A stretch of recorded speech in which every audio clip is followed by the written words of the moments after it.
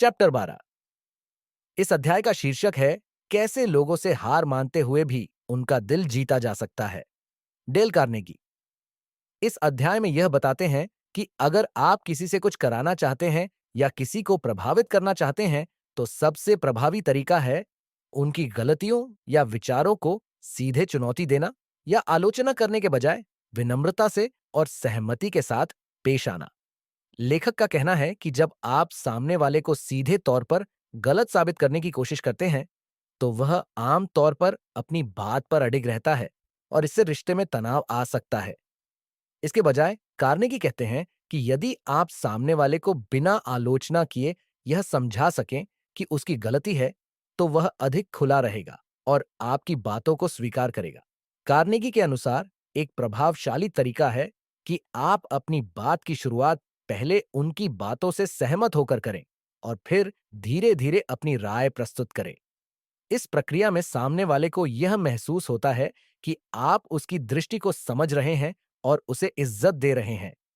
इस तरह वह अपनी गलतियों को बिना किसी अहंकार के आसानी से स्वीकार कर सकता है और आपके विचारों को ध्यान से सुनता है।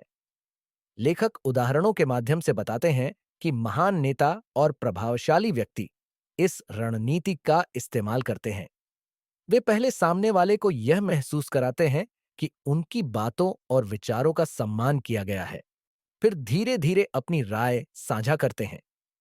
इस तरीके से न केवल रिश्ते मजबूत होते हैं बल्कि सामने वाला व्यक्ति आपकी बातों को खुले मन से सुनता है और उसकी प्रतिक्रिया भी अधिक सकारात्मक होती है। इस अध्याय का संदेश यही है कि अगर आप किसी से कुछ बदलवाना चाहते हैं या किसी के विचारों को प्रभावित करना चाहते हैं तो उसे आलोचना करने के बजाय उसकी भावनाओं का सम्मान करें और सहमति के साथ अपनी बात रखें। यह न केवल आपके रिश्ते को सकारात्मक बनाएगा बल्कि आपको प्रभावशाली भी बनाएगा। चैप्टर 13 इस अध्याय का शीर्षक है अगर आप चाहते हैं कि लोग आपकी बात माने तो पहले उन्हें अपने विचारों में शामिल करने का अवसर दें। डेल कार्नेगी इस अध्याय में बताते हैं कि यदि आप किसी से कुछ करवाना चाहते हैं या किसी को अपनी बात मनवानी है तो सबसे प्रभावशाली तरीका यह है कि आप उसे यह महसूस कराएं कि वह स्वयं उस निर्णय का हिस्सा है और उसने अपनी राय से उस दिशा में कदम उठाया है। लेखक कहते हैं कि लोग तभी किसी कार्य को पूरा करने के लिए प्रेरित होते हैं जब वे महसूस करते हैं कि उन्होंने उसे अपने विचारों और इच्छाओं के आधार पर किया है, न कि किसी ने उन्हें मजबूर किया हो। कार्नेगी बताते हैं कि जब आप किसी को अपने विचारों में शामिल करते हैं, तो वह व्यक्ति आपके साथ सहयोग करने के लिए अधिक तैयार रहता है। इस प्रक्रिया में उसे यह लगता है कि उसने स्वयं उस विचार को चुना है और वह उसे अपनी व्यक्तिगत सफलता या निर्णय मानता है। लेखक उदाहरणों के माध्यम से बताते हैं कि अगर आप किसी व्यक्ति को पहले अपने विचारों में भागीदार बनने का अवसर देंगे, तो वह न केवल आपके विचारों को समझेगा, बल्कि उसे स्वीकार करने की संभावना भी बढ़ जाएगी। इसके अलावा कार्नेगी यह भी कहते हैं कि जब आप किसी से उसकी राय या सुझाव लेते हैं, तो वह व्यक्ति यह महसूस करता है कि वह आपके लिए महत्वपूर्ण है और उसकी कद्र की जाती है। इससे न केवल उसका आत्मसम्मान बढ़ता है, बल्कि वह व्यक्ति आपके साथ घनिष्ठ संबंध भी महसूस करता है। इस अध्याय का मुख्य संदेश है कि अगर आप चाहते हैं कि लोग आपकी बात मानें और आपके साथ सहयोग करें, तो उन्हें पहले अपने विचारों और निर्णयों में शामिल होने का अवसर दीजिए। यह न केवल उन्हें प्रेरित करता है, बल्कि उन्हें आपकी बात मानने के लिए और अधिक उत्साहित भी करता है। 14वां अध्याय इस अध्याय का शीर्षक है कैसे लोगों को बिना आहत किए उनकी गलतियां बताई जा सकती हैं। डेल कार्नेगी इस अध्याय में यह बताते हैं कि अगर आप किसी व्यक्ति को उसकी गलती समझाना चाहते हैं तो सबसे अच्छा तरीका है कि आप उसे न केवल आहत किए बिना यह बताएं, बल्कि इस प्रक्रिया को इस तरह से प्रस्तुत करें कि वह व्यक्ति अपनी गलती को स्वीकार करने के लिए तैयार हो। लेखक का कहना है कि यदि आप किसी की गलती को सीधे तौर पर या कठोरता से उजागर करते हैं, तो वह व्यक्ति सामान्यतः खुद को बचाने के लिए आक्रामक हो सकता है या उसे बुरा लग सकता है। इसीलिए इसे अधिक प्रभावी और सकारात्मक तरीके से समझाना जरूरी होता है। कार्नेगी बताते हैं कि सबसे पहले आपको अपनी आलोचना को इस तरह से प्रस्तुत करना चाहिए कि सामने वाला व्यक्ति उसे बिना किसी विरोध या अहंकार के सुने। इसके लिए आपको पहले उसकी तारीफ करनी चाहिए और उसे यह एहसास दिलाना चाहिए कि आप उसकी कुछ अच्छी बातें देखते हैं। जब आप शुरुआत में सकारात्मक और सराहनीय बातें कहते हैं, तो वह व्यक्ति आपके शब्दों को कम प्रतिरोध के साथ ग्रहण करता है। इसके बाद आप उसकी गलती को इस तरह से बताते हैं कि वह व्यक्ति इसे सुधारने की इच्छा महसूस करे। यह तरीका न केवल उस व्यक्ति की इज्जत बढ़ाता है, बल्कि उसे अपनी गलती सुधारने के लिए प्रेरित भी करता है। लेखक यह भी बताते हैं कि इस तरह से गलती बताने से सामने वाले को यह नहीं लगता कि उसकी आलोचना की जा रही है, बल्कि वह इसे एक सुधारात्मक कदम मानता है जो उसे और बेहतर बनने में मदद करेगा। उदाहरणों के माध्यम से कार्नेगी यह समझाते हैं कि कैसे बड़े नेता और सफल लोग इस प्रक्रिया का इस्तेमाल करते हैं ताकि वे दूसरों की गलतियों को सही दिशा में सुधार सके, बिना किसी को नकारात्मक रूप से प्रभावित किए। इस अध्याय का मुख्य संदेश यही है कि अगर आप किसी की गलती सुधारना चाहते हैं, तो आलोचना को विनम्रता से और सकारात्मक तरीके से पेश करें। जब आप इसे ईमानदारी से और सहानुभूति के साथ करते हैं, तो सामने वाला व्यक्ति न केवल अपनी गलती को समझेगा, बल्कि वह आपकी राय को भी खुले मन से स्वीकार करेगा। चैप्टर 15 इस अध्याय का शीर्षक है, कैसे एक अच्छा दृष्टिकोण और प्रोत्साहन देकर किसी को सुधारने की कोशिश की जा सकती है। डेल कार्नेगी इस अध्याय में यह बताते हैं कि अगर आप चाहते हैं कि कोई व्यक्ति अपनी गलती को सुधारे या बेहतर बने, तो आपको उस व्यक्ति को प्रोत्साहित करने का तरीका अपनाना चाहिए, बजाय इसके कि आप उसे सिर्फ आलोचना करें या नकारात्मक दृष्टिकोण रखें। कार्नेगी का कहना है कि किसी को उसकी गलतियों का एहसास दिलाना जरूरी होता है, लेकिन इसे इस तरह से करना चाहिए कि सामने वाला व्यक्ति न केवल उसे स्वीकार करे, बल्कि अपने आप को सुधारने की इच्छा भी महसूस करे। लेखक इस बात पर जोर देते हैं कि अगर आप किसी व्यक्ति की नकारात्मकता या गलतियों को बार बार उजागर करेंगे, तो वह व्यक्ति या तो शर्मिंदा होगा या फिर अपनी गलती स्वीकार करने से इनकार कर देगा। इसके बजाय यदि आप उसे प्रोत्साहित करते हुए यह बताएं कि वह पहले ही कई अच्छे काम कर चुका है और उसके पास सुधारने की पूरी क्षमता है, तो वह व्यक्ति अपने आप को बेहतर बनाने के लिए प्रेरित होता है। इस तरह से आप उसकी आत्मसम्मान को बनाए रखते हुए उसे बदलाव की दिशा में प्रेरित कर सकते हैं।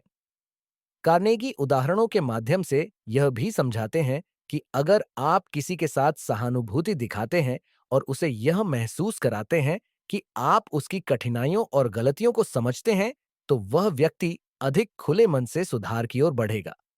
जब किसी को यह महसूस होता है कि उसका प्रयास और उसके सुधार को सराहा जाएगा, तो वह अपनी गलतियों को सुधारने के लिए ज्यादा उत्साहित होता है। इस अध्याय का मूल संदेश है कि आप किसी को सुधारने या उसकी गलतियां सुधारने के लिए उसे आलोचना करने के बजाय उसे प्रोत्साहित करें, उसकी सकारात्मकताओं को सामने लाकर उसे सुधारने के लिए प्रेरित करें। इस तरीके से न केवल वह व्यक्ति अपनी गलती सुधारने के लिए तैयार होगा, बल्कि उसका आत्मसम्मान भी बना रहेगा और उसका दृष्टिकोण सकारात्मक रहेगा।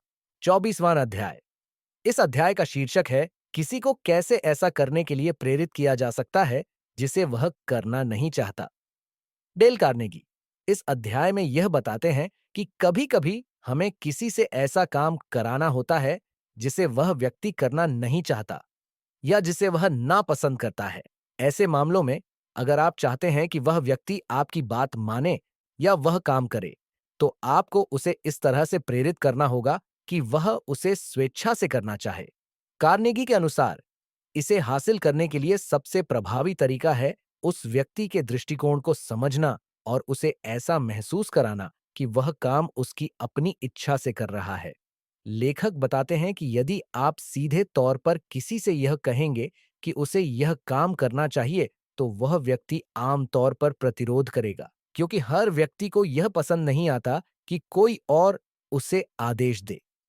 इसके बजाय अगर आप उसे यह समझाने का प्रयास करते हैं कि यह काम उसके फायदे के लिए है या यह उसके लिए अच्छा होगा, तो वह व्यक्ति इसे ज्यादा खुले मन से स्वीकार करेगा। उदाहरण के तौर पर, आप किसी को यह समझा सकते हैं कि वह काम उसकी खुद की बेहतरी के लिए क्यों महत्वपूर्ण है, या फिर आप उसे यह दिखा सकते हैं कि वह काम उसे अच्छा महसूस कराने वाला हो सकता है। इस तरह से व्यक्ति को लगता है कि यह उसका खुद का निर्णय है और वह बिना किसी दबाव के उसे करने के लिए तैयार होता है।